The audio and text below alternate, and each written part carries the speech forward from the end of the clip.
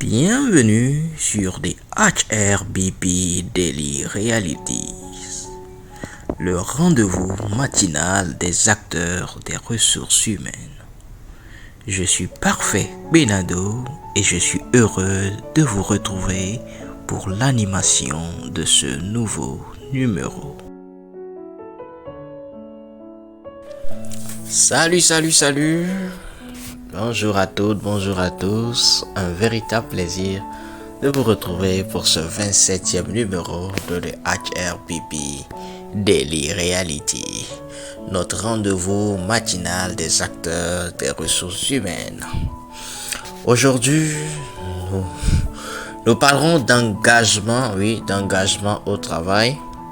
Engagement au travail, comment faire pour garder, motiver et engager nos collaborateurs.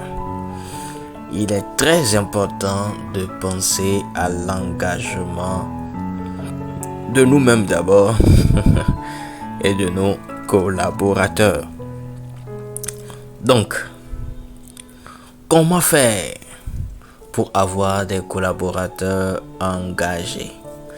Comment faire pour impliquer, pour engager nos collaborateurs dans leurs tâches quotidiennes afin de contribuer à l'atteinte des objectifs, à la réalisation de la mission ou de la vision.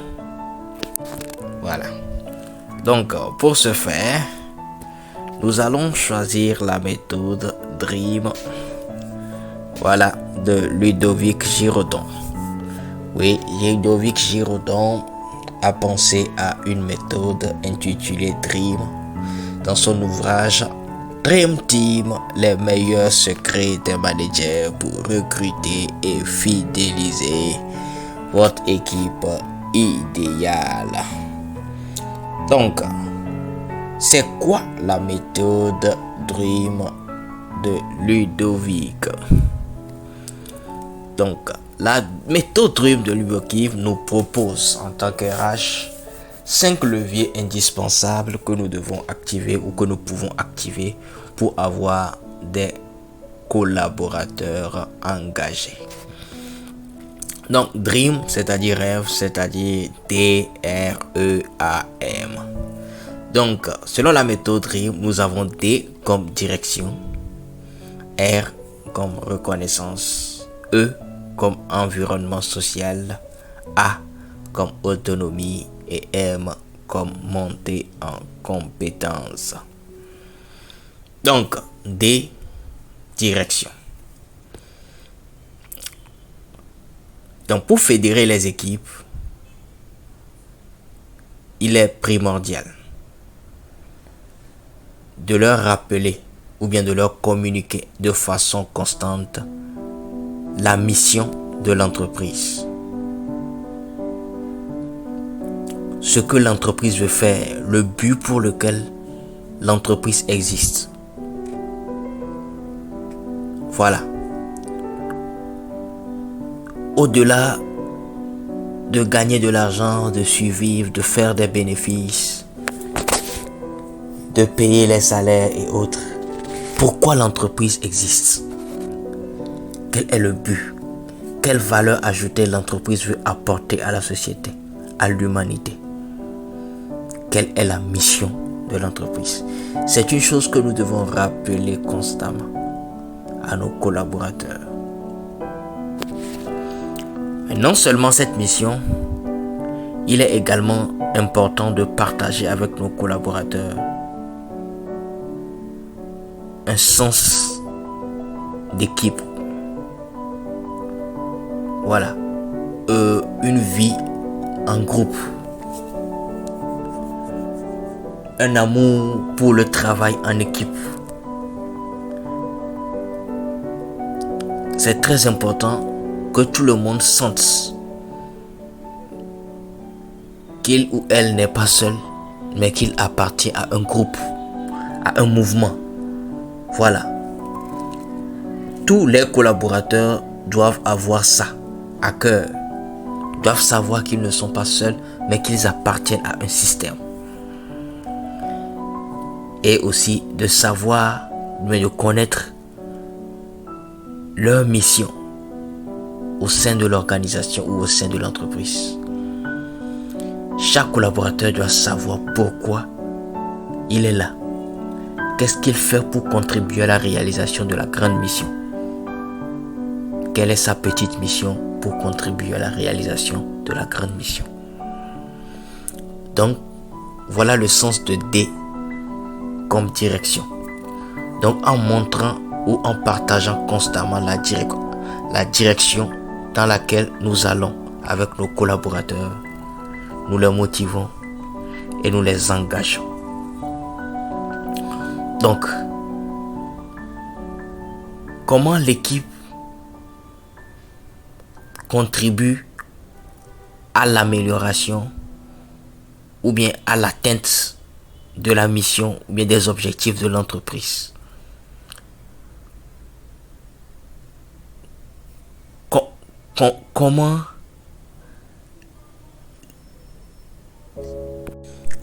Comment l'équipe contribue à l'atteinte des missions?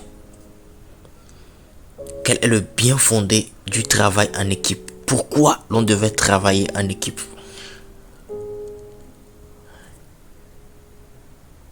Ceci doit être fait auprès de chaque collaborateur.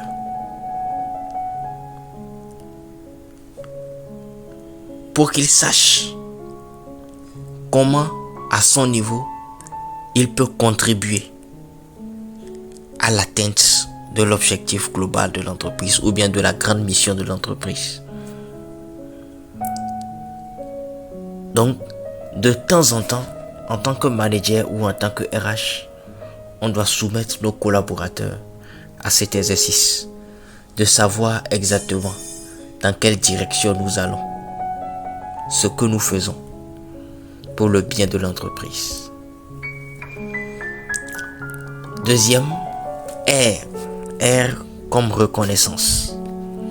Donc, pour être engagé, un collaborateur a également besoin d'être valorisé. Nous devons apprendre à valoriser nos collaborateurs, les remercier, les féliciter régulièrement. Mais cela ne doit pas être fait à la hâte ou bien parce qu'on doit le faire que pour des moindres choses. Quand le collaborateur fait, on dit merci, on dit félicitations, tout ça. Non. Tous ces mots qu'on sort doivent avoir un sens. Quand un collaborateur réussit ou bien réalise quelque chose d'exceptionnel, quelque chose de bien, il faut le féliciter, il faut lui dire merci, il faut le récompenser. Ce sont des feedbacks qui font du bien. Et il faut prendre le temps d'expliquer pourquoi on dit merci, pourquoi on félicite. C'est très important. Donc, E comme environnement social. Donc, c'est vrai que nous rentrons dans une ère où le télétravail est en train de rentrer dans nos habitudes. Mais la chaleur humaine que nous ressentons en étant ensemble au boulot ne doit pas être mise de côté. C'est une chose essentielle à l'épanouissement de l'homme. Oui, le télétravail. Oui, la visioconférence. Mais il faut qu'on se voit physiquement pour renforcer les relations. C'est très important que le télétravail ne prenne pas le dessus sur des rencontres physiques, le travail en présentiel. Nous avons besoin de ça aussi pour garder nos collaborateurs engagés et motivés. Donc, il faut organiser régulièrement des moments de retrouvailles en équipe où les collaborateurs sont présents, que ce soit à un déjeuner, à une soirée, à une activité ludique, etc. C'est à nous de trouver la bonne formule, voilà, selon notre culture d'entreprise. Nous devons créer ces moments pour épanouir nos collaborateurs afin qu'ils puissent parler d'autres choses que de travail, sachant bien que le travail sera toujours au centre des discussions. Donc A comme autonomie. C'est lorsqu'un collaborateur est responsabilité à son juste niveau qu'il peut donner le meilleur de lui-même. On doit rendre nos collaborateurs autonomes, libres de leurs faits et gestes afin qu'ils puissent produire de bons résultats pour nous. Pour cela, il est important de discuter avec chacun d'entre eux par rapport à leur autonomie. S'ils ont besoin d'être laissés libres ou est-ce qu'ils préfèrent bénéficier d'un accompagnement de proximité. Donc tout ça, on doit discuter ça avec nos collaborateurs pour savoir quel type de management leur appliquer. Voilà. Apprendre à collaborer avec eux. Ce sont nos collaborateurs. Donc on doit apprendre à collaborer avec eux. Savoir quel type de collaboration ils préfèrent, quel type de collaboration ils n'aiment pas. Les sujets qu'il faut aborder avec eux. Donc nous devons laisser une marge d'autonomie pour nos collaborateurs. Cette marge d'autonomie là leur permet plutôt de rester engagés et motivés pour la cause de l'entreprise. Et enfin, M, pour dire monter en compétence. Un collaborateur qui n'apprend plus a déjà un pied dehors. J'espère que nous le savons tous. Nous devons veiller à ce que chaque collaborateur sorte continuellement de sa zone de confort pour apprendre, pour réapprendre et pour connaître mieux ou davantage. Pour cela aussi, il faut en discuter avec eux afin de mieux ajuster ce levier de la montée en compétences à travers les formations. Voici résumé la méthode DREAM ou les 5 leviers indispensables à activer pour avoir des collaborateurs engagés. D comme direction, il faut montrer à nos collaborateurs la direction qu'on est en train de prendre, notre vision, nos missions, voilà. R comme reconnaissance, il faut apprendre à valoriser nos collaborateurs, à être reconnaissants pour ce qu'ils font ou ce qu'ils apportent pour le bien de l'entreprise.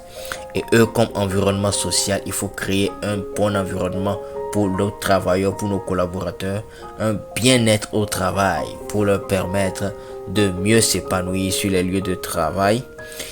Et A comme autonomie, il faut laisser une marge d'autonomie à nos collaborateurs afin qu'ils puissent produire de meilleurs résultats. Et M comme montée en compétences, il faut prévoir ou bien planifier leur formation continuellement ou bien leur formation continue.